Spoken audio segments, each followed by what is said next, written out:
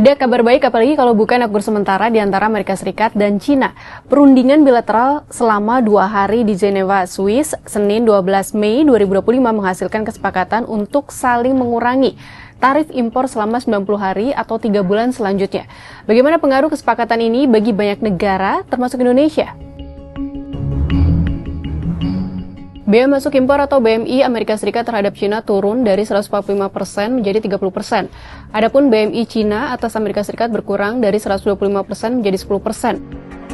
Dalam pernyataan bersama yang dirilis Gedung Putih, kedua negara akan memberlakukan perubahan itu per 14 Mei 2025 untuk 3 bulan. Nah, akurnya Amerika Serikat Cina ini disambut hangat oleh pasar dunia. Sebagian besar pasar saham Asia Pasifik Selasa 13 Mei positif. Tokyo menutup perdagangan dengan kenaikan 1,4%. Pasar saham Shanghai, Sydney, Taipei, Singapura, Seoul, Wellington, Bangkok, dan Manila juga menguat. Wall Street juga menyambut antusias kesepakatan ini. Nasdaq Composite meroket 4% lebih, S&P 500 melonjak 3,3%, dan Dow naik 2,8%. Sementara itu indeks saham Cina yang terdaftar di Amerika Serikat melonjak lebih dari 5%.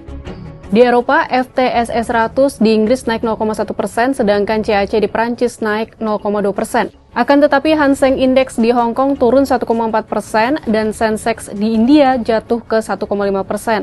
Nah, bagaimana dengan Indonesia? Sekretaris Kementerian Koordinator Bidang Perekonomian Susiwiono Mugiarso menyatakan hasil pertemuan tersebut merupakan kabar baik bagi perekonomian global.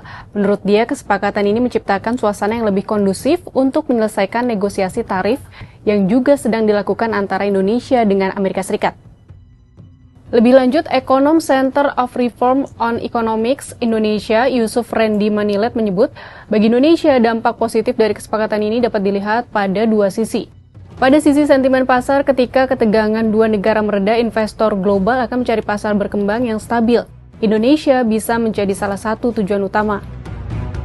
Pada sisi perdagangan, permintaan bahan baku dan komoditas dari negara ketiga berpeluang meningkat seiring penurunan biaya produksi di Amerika Serikat dan Cina.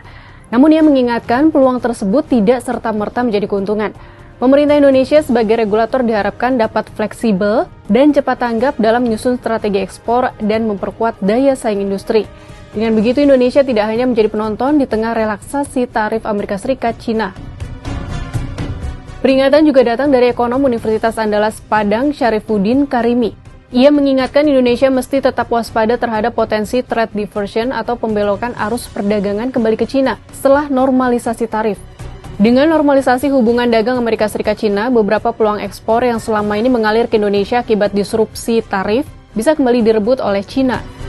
Kalau menurut sahabat Kompas, bagaimana? Apakah Indonesia bisa memanfaatkan momentum akurnya tarif impor Amerika Serikat Cina ini? Bukan sebagai penonton saja.